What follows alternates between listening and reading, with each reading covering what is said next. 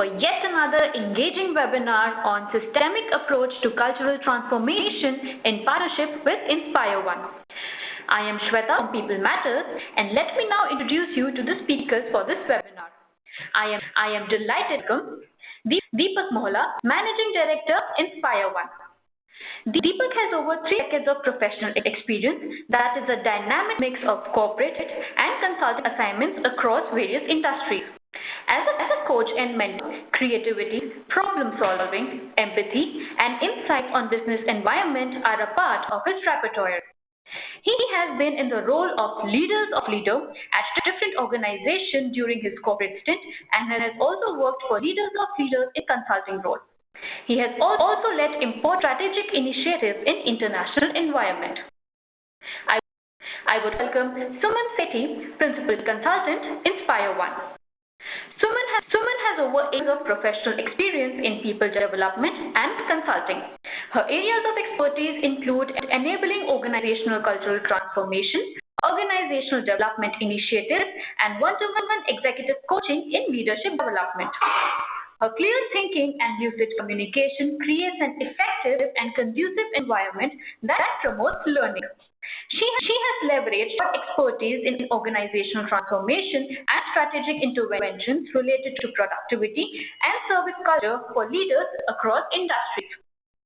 Our partner for today is Inspire One.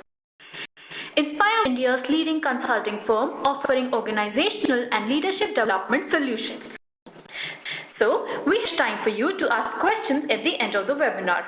For those attending the live webinar can submit their questions anytime during the presentation through the Q&A tab. We will try to respond to as many questions as time allows.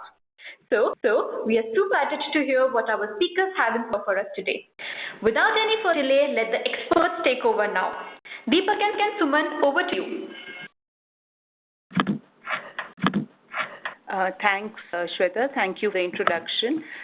Good morning and welcome to this interactive webinar on systemic approach to culture change. We have proposed to make this webinar interactive between Mr. Mohla and myself to ensure that value is added to all perspectives of process, application, business that pertain to culture change. Before we move on to the webinar, I thought it would be pertinent to address the question, why did we choose or why did we think that this would be a relevant area of discussion and interest for everyone? So in our experience of having worked with organizations and industry leaders across industries, we've been noticing in the past couple of years that most organizations are embarking upon change initiatives of various types.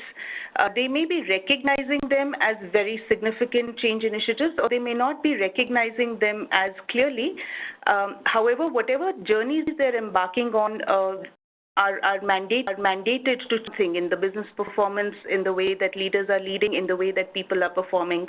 And one of the things that intrigues us all the time when we come across change imperative is that some of these initiatives end up being very successful and some of them don't. So there are obviously factors that impact this sort of failure of a change initiative, and since significant investment is being made by organizations, it's only pertinent that we understand what contributes to the success of these initiatives. And one of the things that has come to the fore time and again has been the fact that whenever an organization has been able to recognize and embark on a change initiative through the cultural impact route, through the systemic approach, likelihood of success has been higher. And so therefore, we have worked on that. We also work on that approach when we partner with organizations, and we thought that it would be interesting to share with you some of the thoughts and some of the findings that we've had in our journey as change partners. So therefore, proposing to do today is, in today's session, is firstly to talk about the change imperative. There's enough that has been said about it, and I'm sure a lot of you are wondering, what else can we talk about in terms of change imperative? There is so much narrative all across, but there is one particular aspect of this I'd like to touch upon. We would then talk about the cultural and systemic approach. Why are we talking about it in terms of, creating sustainable impact? We would then talk about the very critical element of what are the roles that business and HR leaders can play in such initiatives, because that is critical. That is what will decide how well these initiatives are being led and deployed. And then finally, we'll cover some other critical success factors which would impact how the organizations embark and how they realize results from these initiatives. So let me begin with the first question that I said, that why are we talking about change when this question has been asked in a number of ways already by experts, by organizations, by business leaders, etc. And to our mind, the most pertinent answer to this question was actually given by Niccolo Machiavelli almost 4 centuries back in the 16th century, where in his book, The Prince, he said that it must be considered there is nothing more difficult to carry out, nor more doubtful of success, nor more dangerous to handle than to initiate a new order of things. So he makes it dreary, but maybe it's not as dreary as he makes it sound, but the fact of the matter is that initiating a new order of things requires huge amount of energies, requires huge amount of curating, requires huge amount of strategizing, because there is some natural inertia to change that we have at individual levels, at organizational levels, and also at nation levels. I just request Mr. Mola to just expand this point a little bit and to see the relevance. Thanks, Suman, and good morning and welcome everyone to this webinar. So I think when to initiate a new order of things, he probably had Brexit in mind, because that's what Britain, or maybe a week or two ago, when they wanted to initiate order of things. And I think all of us are very aware of what is happening in the world around us. There seems to be an upheaval for things which majority of Britain wanted to change in any case, but now no to lead that charge. And there is a certain amount of concern being exhibited. And today, I dare say, if a referendum was to be initiated all over again, a very significant majority actually rule against the Brexit. And that I think most of us handle things at the organization as well. So I think each one of us that we've participated in informal discussions that said that should be changed and this is what is going wrong. And when someone listens to us guys, so this is what is going to be changed from tomorrow, then we have a number of objections which come up and say, how can this be done? I think that's the mind and human behavior of looking for and then changes upon us to be able to try and thwart change. And it happens across organizations, across nations, across families, and as at an individual level with us as well. So how do you in organizations, when everyone knows that there is something very positive to be had for change, why there's so much of a barrier and inhibitors which come into play when we look at change? And that really is what the focus of today's webinar is, that how do we make that change happen, and then how do we make it sustainable so that it doesn't come back to the old things, old order. Once the things are removed, it should be self-sustaining, and that's really where actual change comes into play. And how do we make it happen? So I think Suman and I are going to sing this. How do we really make it a sustainable, and how do we use culture not as a barrier, but as an to bring around a sustainable change? Right. Yeah, and I think building on the fact that there is this natural inertia to change that we deal with at all levels, and that's what makes it so difficult. But that's not the only thing that we have to contend with when we are wanting to create change, and especially in organizations. Along with this whole fear of the unknown and my not wanting to change, also comes a lot of experience of failure for a lot of change initiatives that do see the light of the day. So there is enough and more research that we all come across now and then which says that, there's only a certain percentage of major change initiatives that succeed. So not only is our, natural resistance to change at play, but also past experience, which makes us feel that, why should we be expending energies on something that's not likely to succeed at all? And, in our experience, and I'm sure that all of you would also agree, that the costs of a failed change initiative are not the financial costs alone. Those may be the tip of the iceberg, but the iceberg really comprises of the entire confusion that gets created, the lost opportunity, the diminished morale, which would then make it even more difficult for an organization to embark on another change initiative when they want to, or they need to, or they must do it. So therefore, if you're facing so much resistance to change, what does that mean? Very, very simply, the answer is we cannot deny the imperative new order of things. Because it's the new order that will create evolution, that fuel progress, that will create growth, that will keep organizations relevant in the coming years. So therefore, there is no choice. The new order of things needs to be established, and we are very aware that these are the areas or challenges that we will be dealing with. So let's therefore move to talking about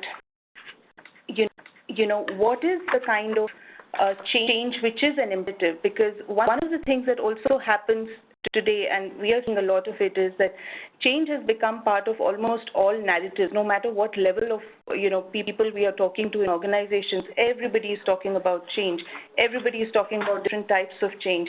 And one of the dangers of that is that organizations and leaders may lose sight of what kind of change is imperative, is a must do, and what kind of change is only coming a good to do initiative. And if we are expending a lot of our energies on the good to do initiatives which were not really required or which were not imperative for the growth of the organization, we may actually be using a lot of people on things that are not very critical, which would then in some way impact our must-do change initiatives.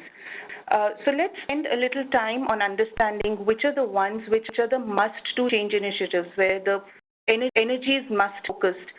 Because one of the areas that will ensure whether a change initiative is successful or not is the identification of the right change that we need to make. That's the first one that we need to focus on. In situations, Suman, it may not really be upon us to say, yes, we should change now. I think situations are created which thrust upon us the need to change. You have to survive, and as you can see, human instinct for survival is very strong. And so hopefully the organization instinct for survival. Despite that, I think you would know that there are many, many brands which 20 years ago were right at the top, and today perhaps are extinct, totally extinct.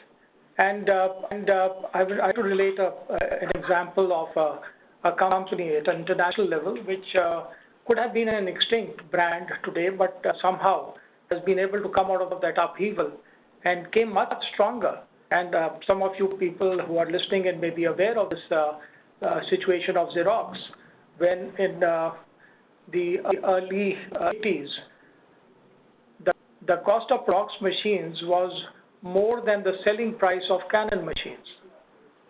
So you can imagine what kind of situation must have evolved, what kind of an arrogance must come into the Xerox organization that they allowed a situation where the cost of manufacturing was more than the selling price of their number one competitor.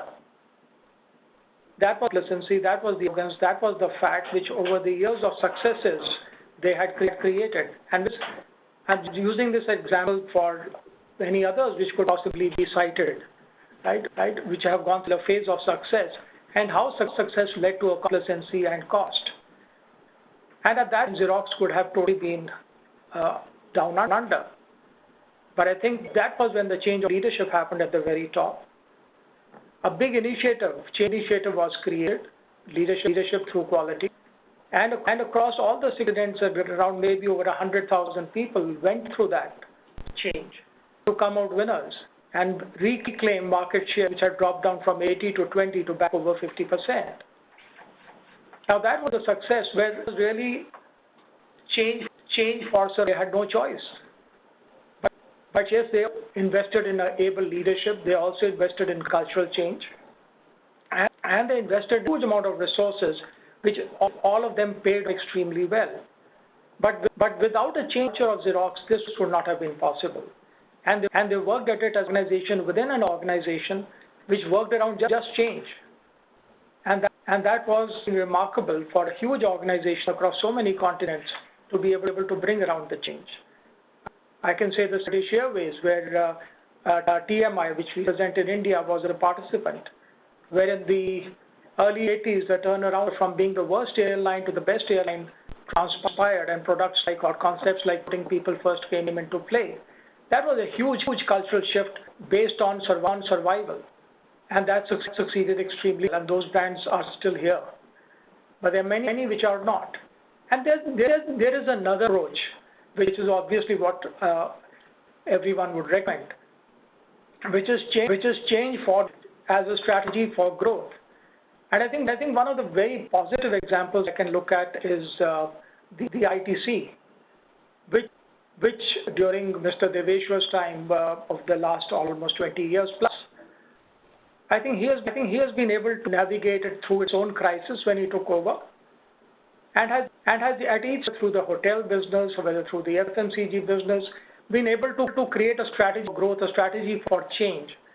With the result, the company at stage has had to fight for survival, but has always fought new territories, new battles for growth. And so the brand can flourish and continues to grow.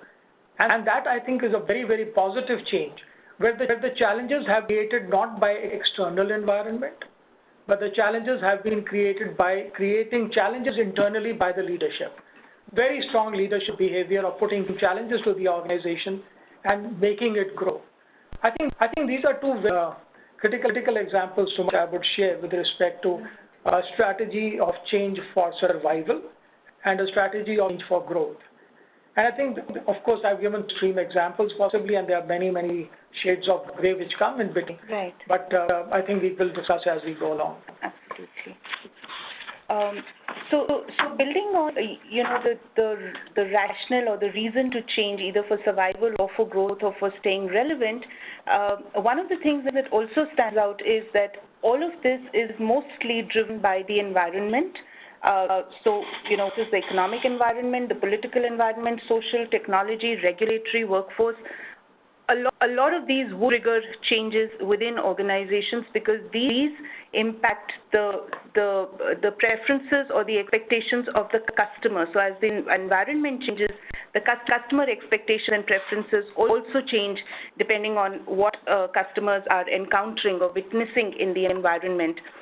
The customer expectations and preferences change basis whatever the company is communicating as its value proposition and what the customers are experiencing and the gap thereof. Is there a gap between what is the promise and the experience? And that would trigger a lot of changes that an organization may also need to go through. And so therefore what we are saying is that the environment would trigger how customer expectations and preferences would develop or change, which would then lead to changes that an organization will need to make culturally, internally, in order to either grow or to survive, or to stay relevant. So the question that we are answering right now is what kind of change is a must-do change, is an imperative? And the answer to that question very clearly is that any kind of change which is dealing with either existing or anticipated customer needs which are coming from the environment would be change that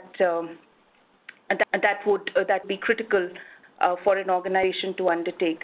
I just also request Mr. Smola to talk about how some of these some of these environmental factors can trigger change in various industries or have triggered change in various industries.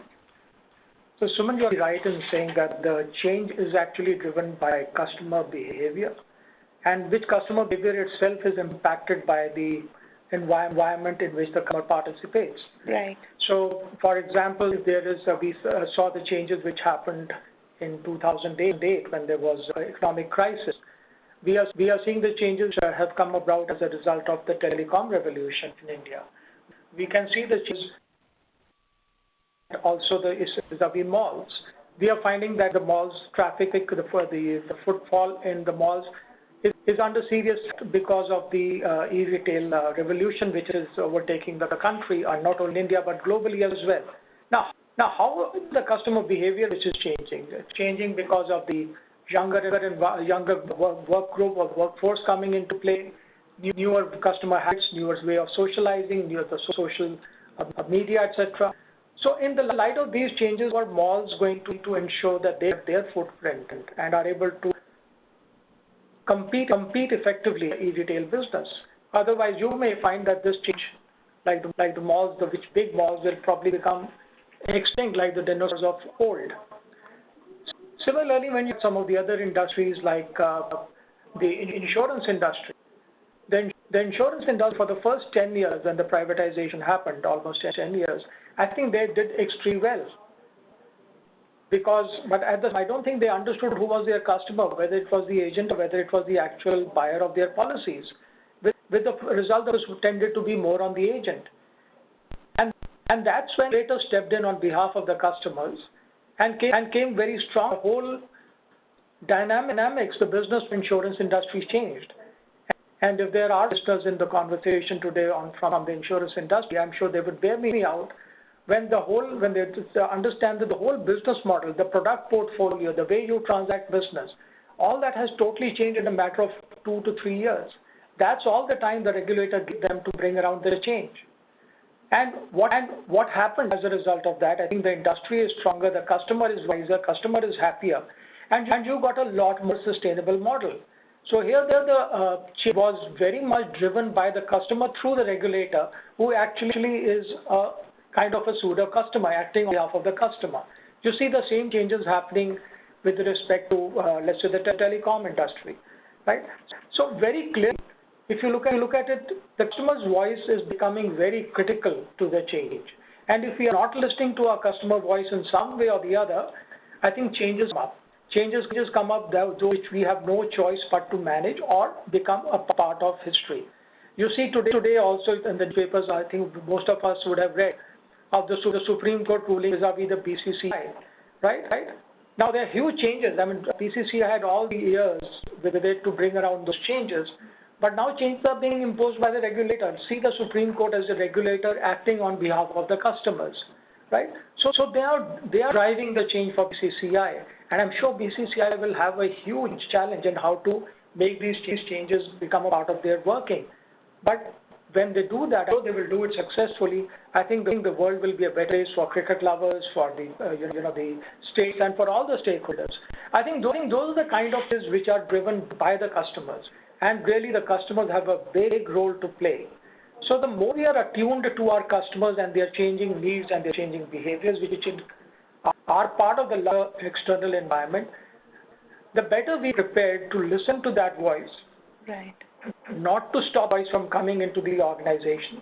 Listen to it, and respond to it with appropriate changes, because that's the only way harmony between the company's environment and the external environment will be maintained. Correct. So would it be right then to say that, an industry like the healthcare industry, therefore today, actually has the opportunity to anticipate some of those changes, bring about those changes in the way that they're operating, because currently they're doing really well, the demand and supply situation being what it is.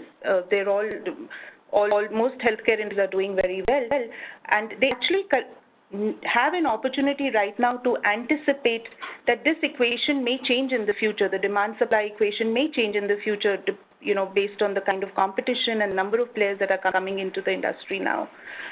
So, would you say this is a good opportunity for them to anticipate, customer needs, etc., and make absolutely those changes? I think you've identified, what most organizations tend to oversee, because when going is very good, they believe the business model they have is a very viable business model for all times to come. But that's not the strategy for growth. The strategy for growth means that things will change, and they must change, right? And how am I preparing for that change? So is the healthcare industry, which is going through a great growth period, but also I see that the customers are suffering somewhere. Now, are we listening to the customer? And are we then responding proactively and planning proactively the change which we must introduce for us to be able to be there 5 years, 10 years, 15 years, 20 years from now? I think those are the relevant questions which must be addressed by the leadership of these institutions. And I believe that's something which, as you identified very well, is a critical question for leadership to answer. So moving on and building on, the points that have been made so far, the next logical question that would come to my mind is, are we wanting to change for growth or for survival? And if we want to change for growth, then it's intelligent or it's prudent to have a certain early warning system in place. Certain early warning system or signals that would help us to identify, when is it a good time to change, much before the change really comes and impacts us negatively. So let's just spend a couple of minutes on what some of these early warning signals could be, which necessitate change or create the situation for proactive change. So of course there are some of the ones which are very apparent and no-brainers. So lower earnings, lower revenues, lower productivity, increased employee customer attrition, decrease in customer satisfaction interest, increasing costs, and reduced market share. So one of the points I'd like to make on this slide, or these early warning signals, are that some of them are early warning signals, some of them are not so early warning signals, because if we've already reached a place where earnings are lower and revenues are lower, we suspect that it's already too late, and we will need a lot of energies and focus and a lot more effort to change than if we were to get some of the early warning signs, which actually come somewhere. If we look at the third point, which talks about increased employee and customer attrition, this actually may happen in a lot of organizations while the revenues are still high. While there is growth in revenue, we may also see some early warning signals by way of employee and customer attrition, and if these signals are not paid heed to, then we are clearly losing out the opportunity and the benefit of having an early warning signal, because when revenues are growing but customer attrition is increasing, it is apparently clear that customers are not satisfied, and so therefore existing customers are attriting, and the revenues are only coming from new customers, which all of us know is not a very sustainable growth strategy. Yeah. So I think you're right, Suman, that what we as organizations tend to look at are what we call lag indicators. After events have happened, so we look at performance indicators of profitability, market share, revenue. We may, what are the factors there may be of soft areas like customer satisfaction and employee satisfaction. But is there a measure which one can look at? And I think we had done some research over the years, which is on the energy within the organization. Can you measure the energy within the organization? And what we had found was that there is a time lag between the energy going down and performance going down. If the energy is down today, the performance actually will start going down maybe a year or 2 years later, depending on the nature of industry. So if I can measure any of the organization, and so today we call it engagement levels of employees, is one way of looking at it, right? What is the energy of the organization? It will tell us performance likely to be a year later or 2 years later. And if the energy is declining, then clearly the organization is looking at a declining performance, right? So that is very clearly the lead indicator, which I would recommend very strongly for organizations to look at, is how engaged are employees, what is the energy, what are the new things which are coming out, or are people performing their roles as is expected, but nothing more, nothing less.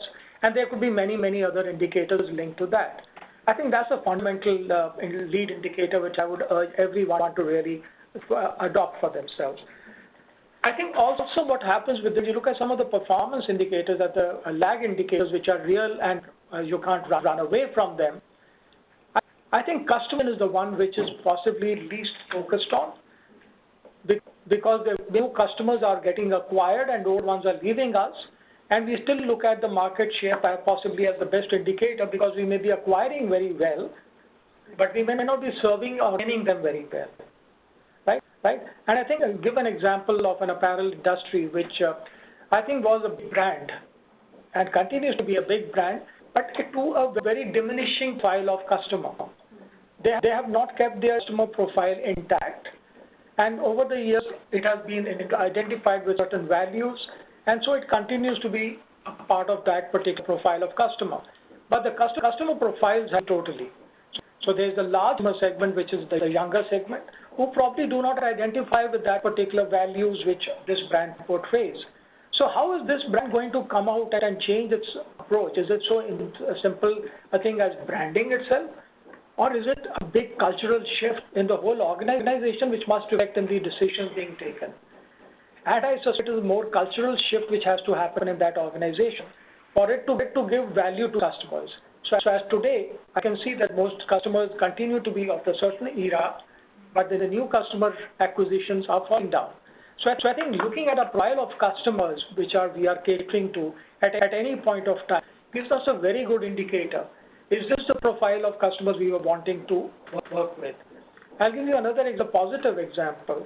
I have the good fortune of working with a brand which was at the early stage of apparel industry. And so they had created that brand for a certain profile of customers. I'm talking of View brand, which some of you may be familiar with, right? And when it came in, it was at a certain segment. But the management, which was wearing at that time, kept a focus on who is the actual customer which is buying. And they found that the customers actually buying was at least 2 levels higher than what they had hoped for, right? Economic levels higher. Now, which meant the total transformation of their marketing approach, and they could cover a much larger segment of the business. And that, I think, being true to your customer, having a voice of the customer resonating within the organization, which allows you to bring those changes, which makes you very positive towards customer and helps you to quickly enhance your processes, your capabilities to be able to meet those customer requirements. So I think if one has to really look for what are the indicators of change, what tells us, I think a customer's voice, the changing profile, all these factors that have a great bearing on the fact that times are changing whether we want it or not. So, the critical point that you're making over here is that any such kind of change which needs to be created, so whether we are talking about the change in, who is the customer that we want to address, etc., pertinent point that you made is that it is not the function of just branding and communicating externally to the customer as to what is the change that we are wanting to bring about. That change will only come to fruition, will only create results if we are able to internally align the culture of the organization to the change that needs to be made. And when we say culture, what we largely mean over there is the way things are done in an organization, the way leaders behave, or the kind of behaviors that are encouraged in an organization will then ensure whether that brand proposition is actually being brought to life for the customers. So that being the case, and a cultural shift being necessary for any such kind of change to actually become successful, the next question that we come to is, what does a cultural approach to change actually mean? So it can mean a lot of things, and it can mean a lot of actually scary things which can be deterrents, or which have been deterrents to a lot of organizations, because any such kind of change which needs to have business impact means that the organization needs to change culturally. It needs to change the way it behaves, the way it takes decisions, kind of behaviors that are promoted, etc. And that sometimes in itself becomes a really big impediment to change, because that's legacy, that's complex, that's almost as complex as wanting to alter the DNA of a living organism. And therefore, there are times we come across organizations where leaders are very clearly able to see that they need to change. They're also very clearly able to visualize what is the change that is required, and yet they're not able to make that change. It's almost as if, the whole organization is stuck in quicksand and is not being able to pull itself out and make that transition. And because it seems so difficult, a lot of organizations don't either attempt it or attempt it very half-heartedly, already knowing that it may not succeed. So what we thought would be pertinent would be to demystify this a little bit through a framework so that it becomes easier and more pliable, more palatable to approach cultural change. I'm going to request Mr. Mola to just share this work and its impact. So I'll just build, Suman, on the example which you talked about, rebranding, talking of a company, the apparel industry, or take any other example what you may. And you say that, okay, we rebrand it and we now give it a fresher look, etc. Will that be the right thing to do? That's necessary. Is it sufficient? Not really. Because what will happen quickly is the equilibrium will shift back. The brand new will go through all the TV commercials, etc., talking about it, but internally the behavior of the organization has not changed. So they will continue to new the old wine in new bottles. The approach will still be the same. So what has changed? Just the name has changed, or the way you put the name has changed, and that is what is meant by sustainability of culture change. And that change which you are referring to cannot be sustainable unless the culture itself is changed, which means repeated behavior internally within the organization to reinforce that brand, to reinforce that what the new brand is supposed to communicate is actually getting communicated and experienced by the customers. Now, how do we make that? And I think this framework, which most of the OD people would be very familiar with, talks about the interdependence between three very independent variables of performance, internal environment, culture, as you may call it, and behavior of as it's available within the organization at the individual level. Now, you can obviously see that it's a very good equilibrium in our organization. Things are going very well, right? So the performances are meeting the standards.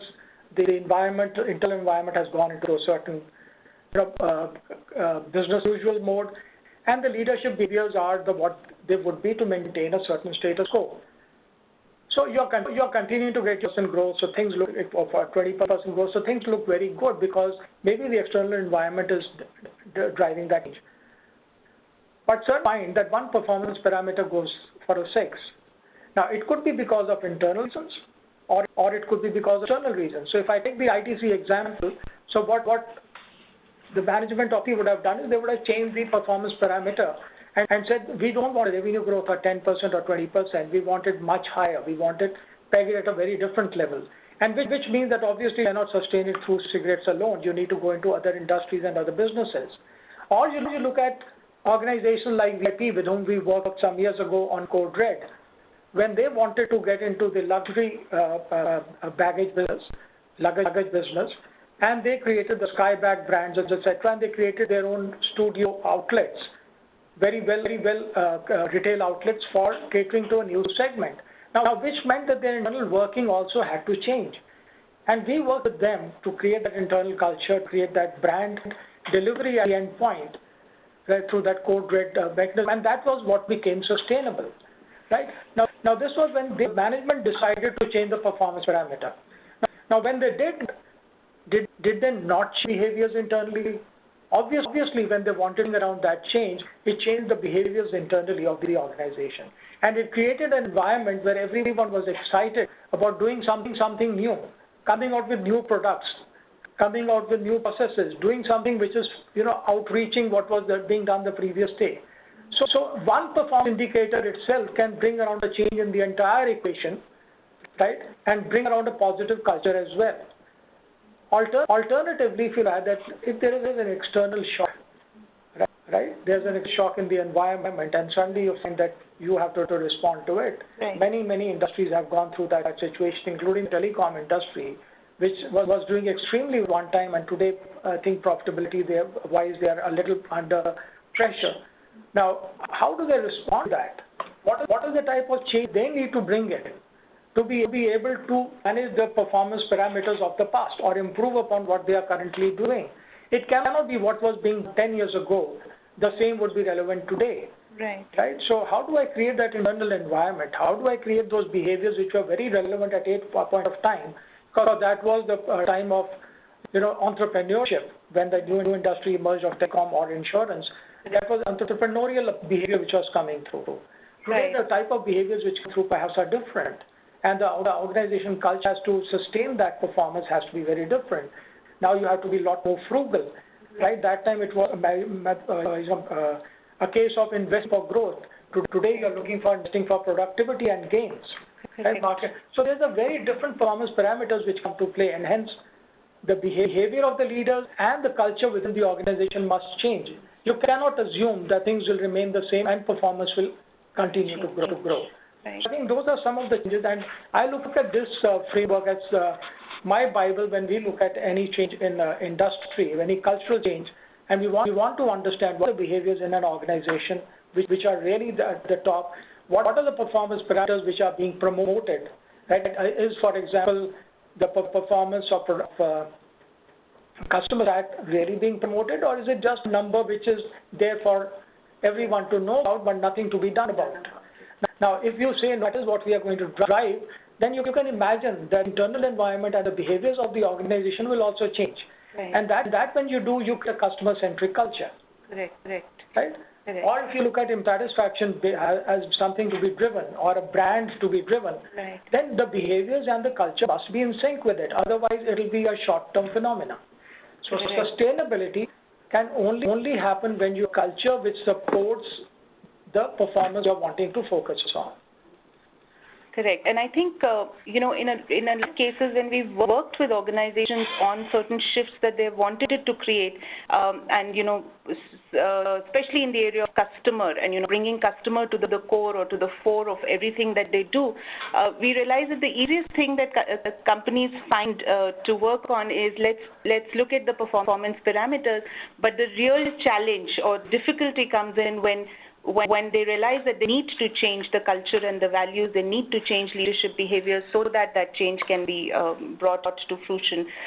So therefore, the next question becomes very logically, how do we create culture change that would stick? Because this requires, like Mr. Moda just said, changes at the cultural level, at the values level, at the leadership behavior level, at the individual competency level, etc.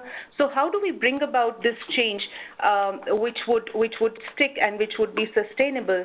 And one of the things, again, bases our experience with various companies that we realize is that every time an organization embarks on some kind of change, they find certain things easier to change than certain other things. And therefore, the things that they find easier to change are the ones which get invested in and which get focused on a lot more than the others. But the whole idea is to discover really quickly that unless we make changes at all levels, the results are not going to be as we expect them to be. So when we look at things that most organizations find easy to change, we look at things that are visible in terms of change. These are things like changing the structure, inducting people into the system, changing roles of people, and so on and so forth. These are relatively easier to do. These are more visible changes, and so therefore these get addressed at first instance. However, very often we have experienced, and so would a lot of you have experienced, that unless behaviors are changing, unless the culture is getting aligned to the change that we want to make, these changes are not sustainable. So one of the typical things that we face in a lot of organizations when we start working with them is that they'll say that we've made so much investment in structure, in investing certain kind of people, in realigning roles of people, and so on and so forth. However, when people whose roles have been changed and they've been told that they have to perform differently now, come back to the environment and they don't see anything else having changed very much by way of either their managers, what their manager is reviewing, what the leadership is reviewing, what behaviors they're displaying, it's not likely that they are going to embark on that change journey for a very long time. So therefore, what we work on with a lot of organizations is a certain framework that helps them bring about sustainable culture change. It is a very simple framework, and it provides a lot of clarity to leaders that are working with change. And the framework simply says that if we want to bring about a sustainable culture change, we have to ensure that all these 5 elements are aligned to that specific change. So for instance, I will just take a small example here to just explain how the approach works. So very often we've been called to organizations to say that, we want to become customer-centric and we want to build on, customer focus. We want everybody in the organization to understand that the customer is important and that they have a role to play in creating value for the customer. And what they would do is that they would say that this is what we want to do. Why don't you come in and train all our customer-facing people, or train our customer services function on how to create that value for the customer? And that's where we start asking the first questions to the company, which is to say that, if we were to just come in and upskill your service function or your frontline people who are interacting with the customers, and you're not going to make changes in any of the other elements, then this change and this investment you may as well not make, because it's not going to be sustainable. Because once we train people on how to deliver value to customers through their skills and attitude and behaviors, and they come back into the workplace and they realize 2 or 3 things that have not changed. One, the systems are not really customer friendly, or the systems haven't been aligned to what would create value for the customer. Or structure, the time that we take to make decisions pertaining to customer-related issues is far too cumbersome. It involves far too many levels, it involves far too many people, and so therefore our decision-making is taking forever, and that's not going to create any value for the customer. Or when they look at signals, signals would be by way of what is it that their leaders are saying, how much time are the leaders spending on customer-related issues. In a review meeting, how much time is being spent on the customer agenda vis-a-vis the revenue agenda? Are the desired behaviors, for instance, being encouraged? Are they resting in the performance management system for not just these people, but for the entire organization? Because if the customer has to come to the fore, it cannot only be the responsibility of the customer service. If the customer has to be the central point, then everybody in the organization has a customer-related goal, which is not just a goal with a certain weightage, but which is a goal on which the growth of people in that organization depends. Are we giving signals of that nature or not? Unless all these things are in place, just imparting skills is not going to create any kind of change. Similarly, the same holds true for any of the other elements. If we were only to focus on 1 or 2 of those elements, we are not going to be able to create sustainable change. So therefore, when we are looking at sustainable change, we are saying align the strategy and values for that change to the signals, the leadership behaviors, the skills, the structure, and the systems. One of the most critical elements in this one is the signals, and I'll just request Mr. Mola to dwell a little bit on that. Yeah. So I think family-managed businesses I'll use that as an example to say how does it really work. So the leader is a family head, as the managing director or chairman. So for him, he wants to introduce any change in performance parameters. He will look at the systems, he will look at the structures, he will say, okay, these systems need to be changed, maybe get a good consulting company to come and do it, employ another one to look at the structure and do it, get another company and do skill building, and I think that's where it would probably stop. Now you can understand none of these things are really going to be able to make any sustainable change.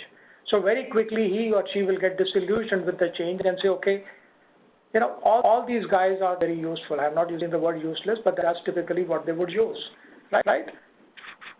When I had such and such situation, I could do it. And that's true I'm talking of a family managed, it could even be a professional manager in a certain role.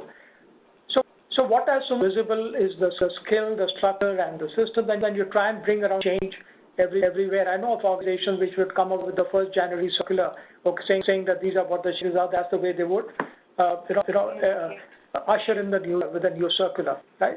But laughable as it may sound, it doesn't bring any sustainable change at all, right? What is required is at the first box itself, which is the change in strategy.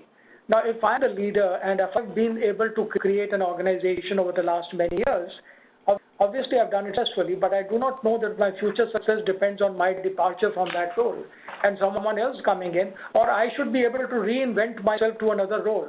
But everyone cannot be a Ratan Tata, everyone cannot be a Yogi Deveshwar who can reinvent themselves at different levels and make themselves last for 20, 25 years. Most of us are more than that, and we believe that it is possible for us to do it for maybe 4 years, 5 years, 8 years, 10 years.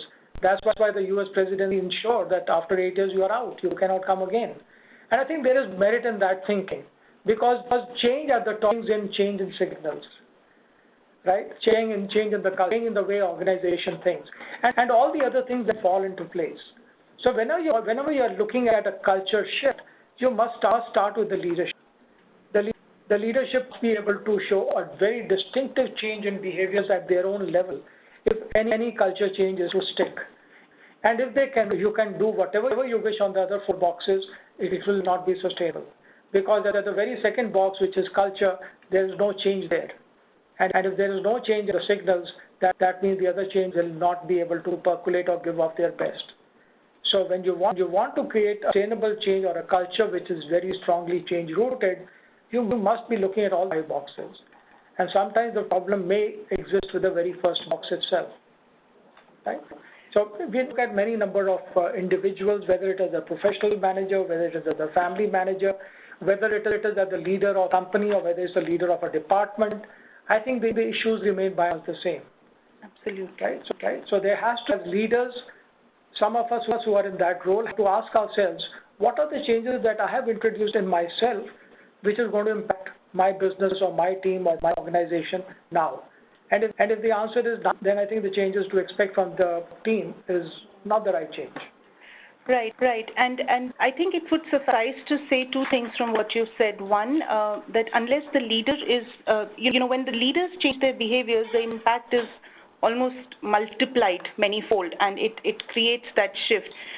However, on the other hand, if leaders are not willing to take that lead and are not willing to make those shifts and will depend on certain other professionals or certain other leaders to create that change, it's not going to work. So moving on to what this means in terms of what is the role then that the OD and the HR lead have to play, because we are clearly saying that business leaders need to take charge on this one. So the pertinent question therefore is, what is the role of OD and HR leaders? To our mind, and basis our experience, we have very clearly noted that OD leaders and HR leaders have a very, very critical role to play in terms of understanding the cultural nuances of a particular organization, because they're the people, they're experts who understand how a certain culture works, how a certain organization works. They're the people who understand what will work in this company, what will not work in this company. They are the experts on change practices, on best practices. They're the ones who would be the repertoire or the experts of what kind of change initiatives can be deployed in a company, and then to couple it with their knowledge of the culture of the company. That's the right kind of strategy that they can apply.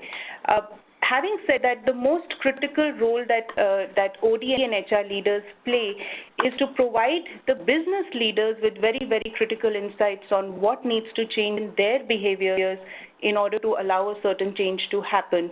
So those could be constructive behaviors and those could be dysfunctional behaviors also. So they are in that position of providing that feedback to leaders on what kind of changes do leaders need to bring about.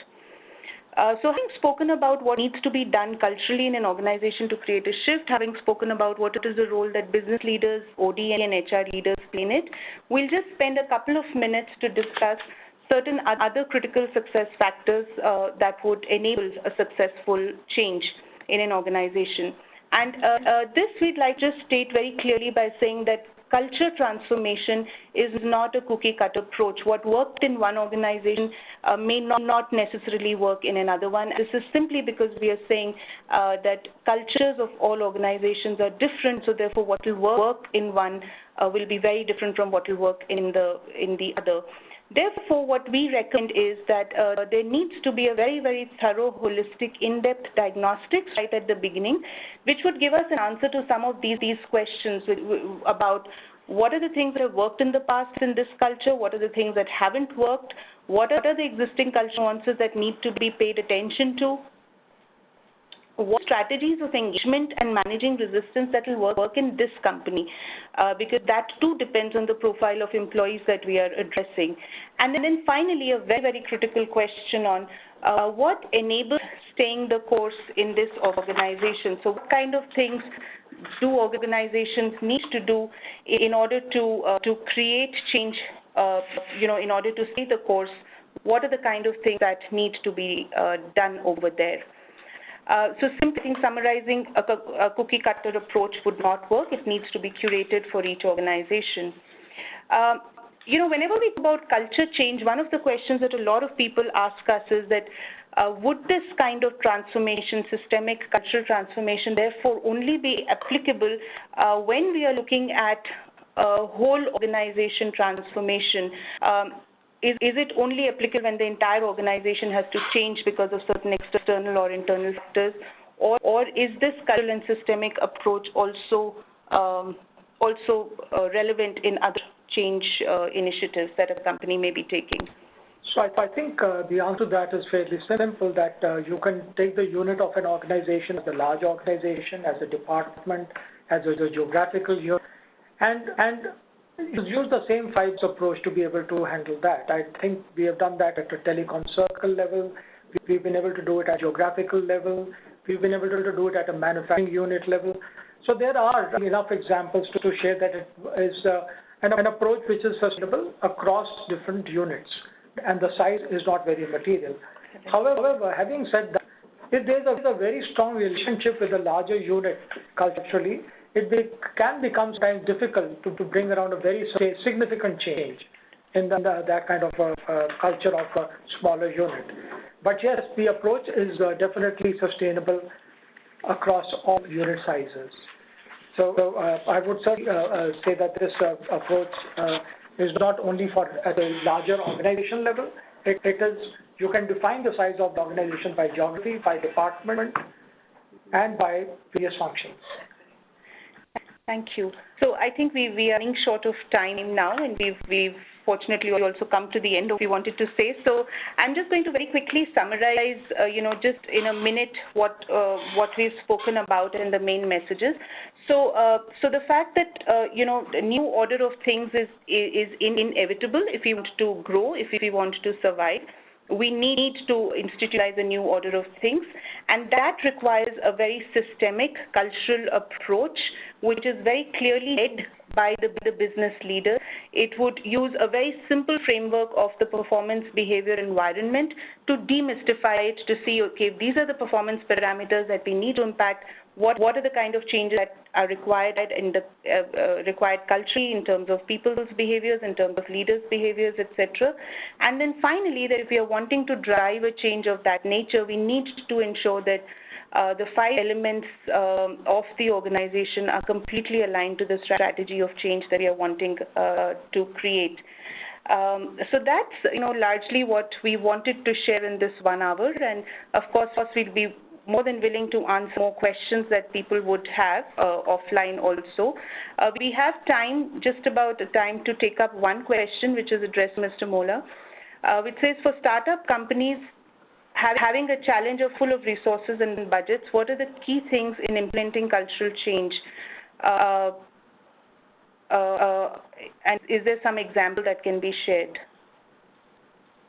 in this area? Yeah, absolutely. I think a W example which I shared was for a startup at the time when it came into being. And I think it's resource limited.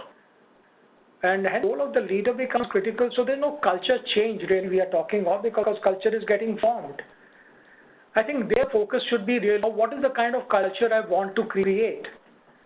What is the kind of a culture I would like this organization to have? What is it that is going to help us achieve our goals? What kind of a culture is going to help us achieve our goals? So draw for yourself, the 3 axes of behavior, your behavior, the environment culture which you want to create, and the performance which you want to have. And then try and see if you start plotting those 3 areas, you'll see what will be sustainable.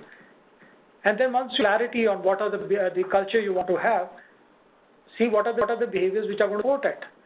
And then those are the behaviors which you as the leader, if it's a startup, then must be a leader, right? So you as a leader then have to show that those behaviors are coming to the fore. Otherwise, if your behavior are going to be unchanged, then put your behavior there and then see what is the culture we're going to evolve out of that, right? So for the startup, I think it's very important, and I think it's an excellent question, because you would have no advantage of legacy. Most of us, when we are of an organization, we have a legacy which is very difficult to change. You have a legacy. In fact, you are there to create a legacy. So when you're wanting to legacy, be clear or what is that legacy which you want to leave behind. And I think that will really will tell you very clearly what you want to do. Then look at the 5 business framework and say, this is the culture I want to create. So what is the skill I need to have? What is the kind of structure? What is the kind of process? And I think you will ensure that all these things will fall in place. Very simply put, not so easy to do, but I think in the 1 minute I couldn't do any better than that. Thank you. And just also, I think I'll just take this opportunity to answer another question, which has got a linked response to what Mr. Molla just spoke about. So there's somebody who's asked a question saying that, is there a way to deep dive into hidden dimensions of culture and behaviors, because engagement surveys may not bring up the deeper issues? Absolutely, correct. And in our experience, when I spoke about the cookie cutter approach and a cookie cutter approach not being, cannot be applied over here, what I spoke about was doing a very in-depth qualitative diagnostics which would help us to come up with some of these answers of, what are those dimensions need to be looked at across those 5 boxes to bring that change about. So absolutely, there are ways to deep dive into bringing to the fore cultural elements that are positive and may also be hindrances. So absolutely okay too. We are right on time to now close the webinar, and would like to thank all of you very much for being a part of this webinar, and we would be very happy to answer any questions offline also. Sure, definitely going to share all the questions offline with you. So with this, we are going to wrap up today's webinar. Once again, we would like to thank today's webinar partner, InspireOne, and of course, a very, very special thanks to our speakers, Deepak Molla and Suman Sethi, for this webinar and the invaluable information that they have shared with us today. So, and also I would like to thank everyone in the webinar audience for participating in today's presentation. Like always, we will come back to you with many more. With this, we conclude today's webcast. Thank you all. Have a great day ahead.